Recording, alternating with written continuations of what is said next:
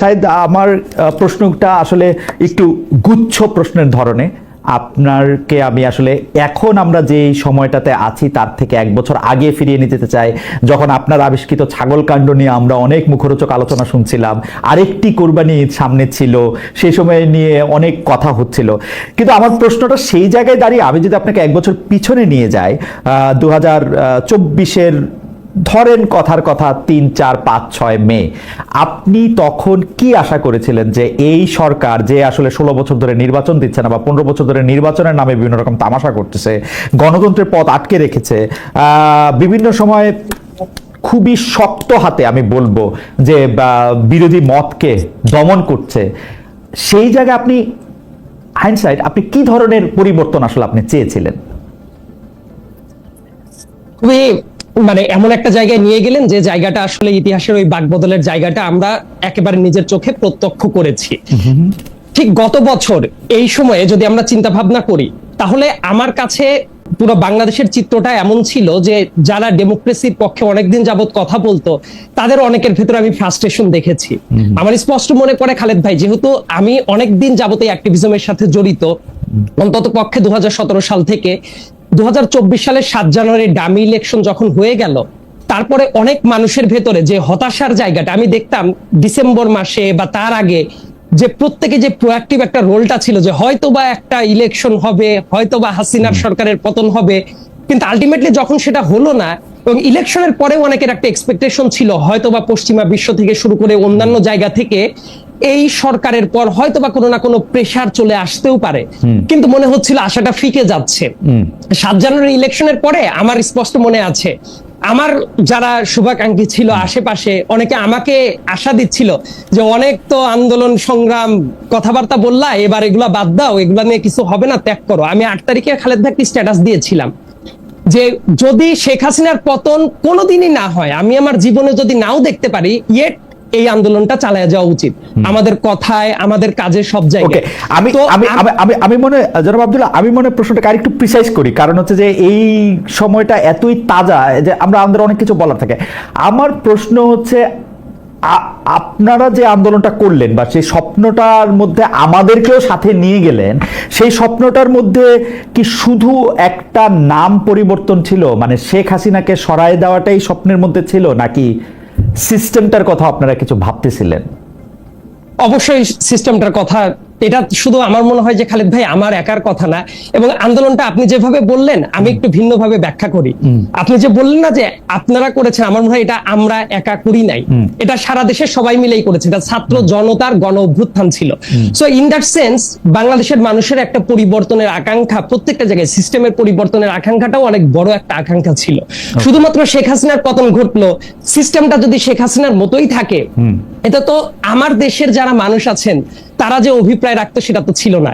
তো মানুষের ভেতরে একটা সিস্টেম পরিবর্তনেরও একটা আকাঙ্ক্ষাটা ছিল, এবং সেই আকাঙ্ক্ষা থেকেই কিন্তু মানুষ এইভাবে স্বতঃস্ফূর্ত ভাবে ঝাঁপিয়ে পড়েছিল। এবং গত বছর ঠিক এই মুহূর্তে আমার কাছে মনে হয় যে ইলেকশন একটা বড় সিগনিফিকেন্ট পার্ট, কিন্তু ইলেকশনের পাশাপাশি দেশের অন্যান্য প্রত্যেকটা জায়গায়, মানে প্রশাসনিক জায়গায় যদি বলি, সাচিবিক জায়গায় যদি বলি, ল এন্ড অর্ডারের সিচুয়েশনের কথা যদি বলি, এমনকি দেশের অর্থনৈতিক সিস্টেমটা কিভাবে চলবে, প্রত্যেকটা জায়গায় মানুষের একটা পরিবর্তনের অভিপ্রায় ছিল, দমবন্ধ একটা অবস্থায় ছিল। আমি এই জায়গায় আপনাকে নিয়ে আসতেছিলাম, যখন আপনি এই কথা বলেন যে ইলেকশন একটা পার্ট, কিন্তু ইলেকশন ছাড়াও এই যে সিস্টেমের পরিবর্তন অনেক জরুরি ছিল, ল এন্ড অর্ডার থেকে শুরু করে অ্যাডমিনিস্ট্রেশনটা যেভাবে পরিচালিত হতেছিল সেটারও একটা পরিবর্তন ছিল। তো আপনার কাছে কি মনে হয় না যে একই জায়গায় আমরা এখনো আছি? এটা আসলে পুরোপুরি একই জায়গায় আছি আমি এইভাবে দেখতে চাই না, কারণ আমার কাছে যেটা মনে হয় যে তখন ইলেকশনের যে কথা, ইলেকশন সংস্কার প্রত্যেকটা জিনিসই চলবে, বরং বর্তমানে যেটা মনে হচ্ছে কারো কারো ব্যাখ্যায় ইলেকশন আর সংস্কার এই ব্যাপারগুলো বোধহয় মিউচুয়ালি এক্সক্লুসিভ, কিন্তু আমার কাছে মনে হয় যে এগুলা একই সাথে চলতে পারে। ইলেকশন পদ্ধতি যেভাবে চলতো সেটারও তো অনেক সংস্কারের দরকার আছে। একই সাথে আপনি ইলেকশনকে বাদ দিয়ে কেউ যদি মনে করে শুধু সংস্কার সংস্কার সংস্কার করবো, এই টাইপের একটা ব্যাপার দেখা যাচ্ছে অনেকের ভেতরে। কিন্তু না আব্দুল্লাহ, আমি বোঝার জন্য যে আপনার কাছে কি মনে হয় না যে ইলেকশনটা বাদ দেওয়ার কথা আসলে কেউ বলতেছে না?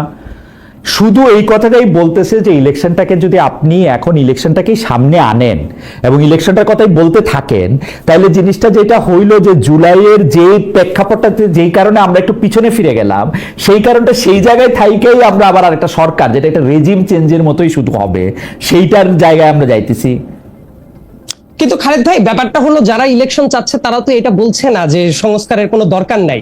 তারা যেটা বলছে ডিসেম্বর মানে যেটা হয়, গত বছরের আগস্ট থেকে চিন্তা করলে 1.5 বছরের মতো সময়। তো এই 1.5 বছরের ভেতরে সময়ের ভেতরে অনেক সংস্কার হয়ে যাওয়া সম্ভব, অনেক সংস্কার আছে, চলমান প্রক্রিয়া থাকবে। কেউ তো এটা বলে নাই যে শুধুমাত্র একটা ইলেকশন হলেই দেশটা জান্নাতুল ফেরদৌস হয়ে যাবে। তারা যেটা বলার চেষ্টা করছে যে সংস্কার প্রক্রিয়াটা চলমান থাক, ইলেকশনটাও জরুরি, ইলেকশনটাও ডিসেম্বরের আগে ইলেকশন কথা কেউ একটা বলেন। সাইদ আব্দুল্লাহ, আপনি তো অনেক মেধাবী প্রতিভাবান, আপনি যে বলতেছেন যে সংস্কারটা চলতে থাকুক, এখনো যে দলটা আসলে ক্ষমতায় চলে আসবে ইলেকশন হইলে, একটা ভালো ইলেকশন হলে এখন বিএনপি ক্ষমতায় আসবে, তারা যখন এই কথা বলে যে সংস্কারটা চলুক, সংস্কারটা আমরা গিয়ে করব, তারা এখনো ক্ষমতায় নাই, তারা কিন্তু সংস্কারটা হইতে দেয় নাই। কেন আমি বলতেছি হইতে দেয় নাই? যে সংস্কারের কথাই আসুক, বিএনপি কিন্তু বলছে এটা আমরা মানি না। তো যারা এটা মানে না তারা এটা কেমনে করবে? তাদের মতো করে করবে। সবকিছুতেই যে না না না খালেদ ভাই, আমার কাছে একটা ভিন্ন পার্সপেক্টিভ যেটা আছে, সবকিছুই সংস্কার কমিশন যেভাবে করে দিবে সেটাতে এগ্রি করাটাই সংস্কারের সাথে আমরা আছি। আর ওইটাতে যদি ভিন্ন কোনো মত থাকে তাহলে সংস্কারের সাথে নাই, এই কথাটা কি এইভাবে কনক্রিটলি বলাটা উচিত? একটা আমি বলি, যেমন আর্টিকেল, আমি যেমন অনেকগুলো পয়েন্ট আছে যে জায়গাতে ডেফিনেটলি তারা সংস্কার চায়। আবার আরেকটা ব্যাপার, প্রত্যেকটা রাজনৈতিক দলেরই তো এক একটা নিজস্ব রাজনীতি থাকবে, কিন্তু ব্যাপারটা যদি এমন হয় একটা স্প্রেডশিটে আপনি ফিক্স করে দিলেন যে এতগুলো সংস্কার সবার এক হইতে হবে, কিন্তু কোনোদিনও সবার কি একটা মতে এইভাবে আসবে? যদি ওইটা করতে চান তাহলে তো ব্যাপারটা আরেকটা স্বৈরাচারী মনোভাবই হলো, যা আমরা ঠিক করে দিলাম এটাতে সবারই একমত হতেই হবে। এটা তো হয় না। না, অ্যাবসলিউটলি সংস্কারের দরকার আছে খালেদ ভাই, আমি এটাও বিশ্বাস করি অনেক পয়েন্টে সংস্কারের দরকার আছে। রাজনৈতিক দলগুলো আমার কাছে মনে হয় তারা যে পয়েন্টে আছে তাদেরও আরো একটু উদারভাবে বিবেচনা করা উচিত। আবার সরকার এবং এই রাজনৈতিক দলগুলোর ভেতরে আমার মনে হয় যে একটা নেগোসিয়েশনের জায়গাটা এখনো আছে। আপনি এটা সাইদ আব্দুল্লাহ, আপনি আসলে আসেন, আমরা ছোট ছোট করে ব্যাপারটা দেখি, তাহলে সুবিধা হয়। যেমন আপনি বলতেছেন সংস্কারের দরকার আছে, পাশাপাশি আবার আপনি বলতেছেন যে রাজনৈতিক দলগুলোর সংস্কার তাদের মতো করে এটা হবে। ধরেন আপনি আমাকে বললেন যে আপনি আপনারা চেঞ্জ করেন, এখন আমি আমার চেঞ্জ করবো আমার মতো করে, এইটা কি হয় কোনোদিন? আমার চেঞ্জটা তো আপনি বলে দিবেন, আপনি বলে দিবেন যে কোন জিনিসটা আপনাকে হার্ট করতেছে, কোন জিনিসটা আমার খারাপ। না অবশ্যই খালেদ ভাই, আমি কিন্তু এটা বলি নাই যে রাজনৈতিক দল বলবে যে আমরাই সব সংস্কার করব। আমি কিন্তু আপনি খেয়াল করলে দেখবেন যে রাজনৈতিক দলগুলো অ্যাবসলিউটলি এই কথাই বলতেছে, সংস্কার করব কিন্তু আমার স্টাইলে। আমি খোলাখুলি বলি, আমার তো ঢাক রেখে কথা বলতে ইচ্ছা করে না, আমি খোলাখুলি বলি। বিএনপি বলতেছে সংস্কার চলবে, কিন্তু এটা হচ্ছে বিএনপির স্টাইলে, বিএনপির ব্র্যান্ডিং এ। অন্য কেউ কোনো কিছু বলবে, বিএনপি এত বড় দল, বিএনপি শুনবে কেন? কেন, অনেক পয়েন্ট আছে তারা তো শুনেও নেওয়ার চেষ্টা করছে খালেদ ভাই। যেমন উদাহরণ দেন, শুনবো না। ফর এক্সাম্পল আর্টিকেল 70 নিয়ে তো খুব ভালো একটা আলোচনা হচ্ছে এবং অন্যান্য রাজনৈতিক দল এবং আর্টিকেল 70টা দেখলাম সাইদ, এটা একটা খুব মজার বলতে হচ্ছে। আর্টিকেল 70 হচ্ছে একমাত্র বিষয় যেখানে বিএনপি আর এনসিপি একটা পয়েন্টে ওরা বলতেছে সরকারের স্থিতিশীলতা রাখার জন্য নাকি এই সরকারের প্রধানের ক্ষমতাকে চ্যালেঞ্জ করার দরকার নাই, যে জন্য 70 রাখার দরকার নাই। কয়টা বিষয় আপনি কথা বলতে পারবেন না? সংবিধান সংশোধন নিয়ে কথা বলতে পারবেন না, অর্থ বিল নিয়ে কথা বলতে পারবেন না, তাহলে আপনি কথা বলবেন কি নিয়ে? হ্যাঁ, এই তিনটা নিয়ে আরো আলোচনা, আর বাকি সংসদে আর কি নিয়ে আলোচনা হয়? শোক প্রস্তাব, মমতাজের গান, এর বাইরে আর কি আছে? মমতাজের গানের কথা বলছি না, না এর বাইরে আর কি আছে? আপনি আইনের ছাত্র, আপনি বলেন তো এই তিনটার বাইরে কি আছে সংসদে আলোচনা করা হয় গুরুত্বপূর্ণ? অর্থ বিল, সংসদীয় সংশোধন, সরকারের আস্থা, এই তিনটার বাইরে আর কি আছে সংসদে আলোচনা হয়? আপনি আমারে বলেন। এমন অনেক কিছুই হতে পারে, যেমন ব্যাপারে তো আইন চেঞ্জের কোনো ব্যাপার আসতেই পারে খালেদ ভাই। আইন চেঞ্জ তো অর্থ বিল, আইন চেঞ্জ তো অর্থ বিল ভাই, অর্থ বিল, আইন চেঞ্জ তো অর্থ বিল, আইন চেঞ্জ তো অর্থ, সব আইন অর্থ বিল হবে, চেক ইট ব্যাক, সব আইন অর্থ বিল, সব আইন চেঞ্জ অর্থ বিল হবে, সরকারের আয় ব্যয়ের সাথে নির্ধারিত যে কোনো কিছু অর্থ বিল হবে। সেটা তো বটে, কিন্তু আমি যেটা বলার চেষ্টা করছি এই জায়গায় বেসিক্যালি আমার যেটা পার্টিকুলার অপিনিয়ন যেটা ছিল, হর্স ট্রেডিং যেটা আছে এটা যদি আটকানো যায়, মানে বিএনপির একটা পজিশন আছে, বাট আমি ব্যক্তি হিসেবে আমার কিন্তু একটা পজিশন আছে। সেই ব্যাপারটা আমি যেটা বলছিলাম যে হর্স ট্রেডিংটাকে আটকানো বাদ দিয়ে এবং পার্টিকুলারলি দু একটা জায়গায় বাদ দিয়ে এই জায়গাটাতে মেম্বার অফ পার্লামেন্টের ফ্রিডমটাকে আমি বিশ্বাস করি যে এটা সংস্কারে আসা উচিত। বিএনপির হয়তো বা আলোচনার ভেতরে যাওয়ার পরে তাদের ভেতরে আরেকটু নেগোসিয়েশনে আসা উচিত। এবং আমি যেটা বলছি যে একদমই তারা আলোচনা মানছে না, সংস্কার চায় না, ব্যাপারটা এইরকম। সাইদ আব্দুল্লাহ, আপনার সাথে আপনার সাথে কথা বলা আনন্দদায়ক, আপনার সঙ্গে আরো আমি কথা বলবো, কিন্তু আপনি যে শব্দটা ব্যবহার করলেন রাজনীতিবিদদের অনুসারে হর্স ট্রেডিং, যারা একটা সংসদে দাঁড়িয়ে একটা মার্কায় একটা দলের পক্ষে ভোট নিয়ে আসে, আপনি তাদের পক্ষে আপনি যদি মনে করেন শুধুমাত্র হর্স ট্রেড করার মতো করে তারা নিজেদেরকে তারা বিকিয়ে দিতে পারেন, সেইটা নিয়ে আমি আপনার সঙ্গে আলোচনা করব যে সেইটাকে আপনি যদি শঙ্কা মনে করেন, এই শঙ্কাটা থেকে আমাদের দূর করা দরকার এবং সেটা সংস্কার কিনা সেটা আমরা একটু দেখতে চাইবো। ডক্টর জামিন, আমিও আপনার সাথেও আমি একটু গুচ্ছ প্রশ্নের আকারে কিছু প্রশ্ন করতে চাই। প্রশ্নটা হচ্ছে যে এনসিপি বা আপনারা এটা মনে করেন কিনা যে এই সরকার জুলাই সনদ নাও করতে পারে? ধন্যবাদ খালেদ ভাই। আমার সহ আলোচক এবং দর্শক যারা দেখছেন সবাইকে শুভেচ্ছা। না, এখন পর্যন্ত আমরা এরকম কোনো কিছু মনে করি না, কারণ এটার কথা অধ্যাপক রিয়াজ স্যার যতবারই গণমাধ্যমের সামনে আসে, যতবারই ওনার বক্তব্য হয়, যতবারই জাতীয় ঐক্যমত্য কমিশনের সাথে রাজনৈতিক দলগুলো বসার পর উনি প্রেসকে ব্রিফ করেন, সব সময় জুলাই সনদের প্রতি গুরুত্ব দেন। এবং জুলাই সনদ এমন একটা বা চার্টার, এটা এমন একটা বেস হবে যেটার উপর এই যে আমরা গণতান্ত্রিক ট্রান্সফরমেশন বলি বা ফ্যাসিবাদ থেকে গণতন্ত্রের দিকে যাত্রা বলি, যেটাই বলি, এই পথটার একটা দিক নির্দেশনা থাকবে বা একটা বেস তৈরি করে দিবে। সো এখন পর্যন্ত, আজকের পর্যন্ত আমার কাছে এই আশঙ্কা মনে হয় না। আমি মনে করি যে সব দলকে আস্থায় নিয়ে এটা সম্ভব হবে। এনসিপি মনে করছে যে সরকার জুলাই সনদ করবে। আমার কাছে কারণ হচ্ছে প্রথম দফার আলোচনা হয়েছে গতকাল থেকে, আবার সেকেন্ড দফার আলোচনা শুরু হয়েছে এবং এটা খুব আমি বলবো যে গুরুত্বের সাথে এখন পর্যন্ত সব দল দেখছে এবং জাতীয় ঐক্যমত্য কমিশনও দেখছে। কারণ আমাদের এই গণ অভ্যুত্থান পরবর্তী সময়টা আসলে মানে অনেক রক্তক্ষরণের উপর দাঁড়িয়ে, শহীদরা তাকিয়ে আছে। কারণটা নিয়ে আমরা আসতেছি। তো সরকার জুলাই সনদ করবে, জুলাই সনদের ক্ষেত্রে আপনারা একটা জুলাই সনদের ড্রাফট করেছেন, সরকার কি সেই ড্রাফটটাই রাখবে নাকি কোনো চেঞ্জ করবে? এখন এখানে তো যে মৌলিক সংস্কারের বিষয়গুলো আমরা বলছি, প্রত্যেকটা যে যে কমিশনের প্রস্তাবের ভিত্তিতে, এবং সেখানে জুলাই ঘোষণাপত্রের কথাও আমরা বলছি, এবং এগুলো সবগুলো কিন্তু আসলে জাতীয় ব্যাপার, মানে এগুলো এনসিপির একক ব্যাপার না।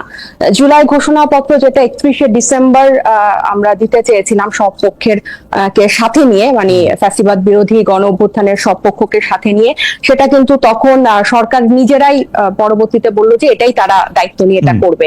তো 15 কর্মদিবস অনেক পার হয়ে গেছে, এটা হয় নাই। যাই হোক, যেভাবেই হোক, এখন তারা এটাকে জুলাই সনদে অন্তর্ভুক্ত করবে। সো এটা কিন্তু সব পক্ষের জন্য, শুধুমাত্র তো এনসিপির লোকজনই গণ অভ্যুত্থানে অংশ নেয় নাই, যে ফেসবুকে লিখেছে, যে যেভাবেই অংশগ্রহণ করেছে, এটা সবার জন্যই আমরা এটার একটা ঘোষণাপত্র বা এটার একটা দালিলিক ফ্রেমওয়ার্ক চাই। তো এটা আমার কাছে মনে হয়। আর এর জি শেষ করেন। আর হচ্ছে জুলাই সনদের মধ্যে যেই মৌলিক সংস্কারের বিষয়গুলো থাকবে, এবং সেই বিষয়গুলো অবশ্যই রাজনৈতিক সব পক্ষের ঐক্যমত হতে হবে। এবং আমি আরেকটা জিনিস এখানে মেনশন করতে চাই, আমরা একটু ছোট ছোট করে ডাক্তার যাবেন, আমরা একটু ছোট ছোট করে কথায় আসি। এই কথাটা বলি, রাজনৈতিক সব পক্ষ, মানে ইউজুয়ালি কি হয় যে রাজনৈতিক দলগুলোই এরকম পুরো দেশের বড় বড় সিদ্ধান্তগুলো নিয়ে থাকে, বা সংবিধান কেন্দ্রিক হোক বা হচ্ছে যে কোনো আইন, রাষ্ট্র কাঠামোর পরিবর্তন কিভাবে হবে, সব সিদ্ধান্ত। কিন্তু এই গণ অভ্যুত্থানটা কিন্তু এই রাজনৈতিক দলগুলোর কারণেই হয় নাই, বরং সাধারণ মানুষ এইটাতে অংশগ্রহণ করার কারণে, সাধারণ মানুষের নেতৃত্বে কিন্তু রাজনৈতিক দলগুলো গণ অভ্যুত্থানে অংশ নিয়েছে। সো এই গণ অভ্যুত্থানে অনেক বড় একটা হকদার বা অংশীদার হচ্ছে অরাজনৈতিক একটা অংশ। তো রাজনৈতিক দলগুলো যদি ঐক্যমতে পৌঁছাতে না পারে, তাহলে আমাদের মতে এটা অরাজনৈতিক বা এই সাধারণ জনগোষ্ঠীর কাছে কিন্তু চাওয়া উচিত যে একদম প্রিসাইসলি আপনারা এই ব্যাপারে কি চান। যাবেন, আমরা নানা দিকে মানে নিশ্চয়ই যাব। আমি যেটা বলতে চাইতেছি হচ্ছে যে জুলাই সনদের মধ্যে আপনাদের লিখিত কিছু প্রস্তাবনা আছে, আপনারা একটা জুলাই ঘোষণা দিতে চেয়েছিলেন, সেই জুলাই ঘোষণাটা সরকারের কাছে আসে। আপনি বলছেন যে জুলাই সনদে সেটা অন্তর্ভুক্ত হবে, সরকার যেগুলিকে সংস্কার মনে করতেছে ঐক্যমত্য কমিশন সেগুলি থাকতে হবে।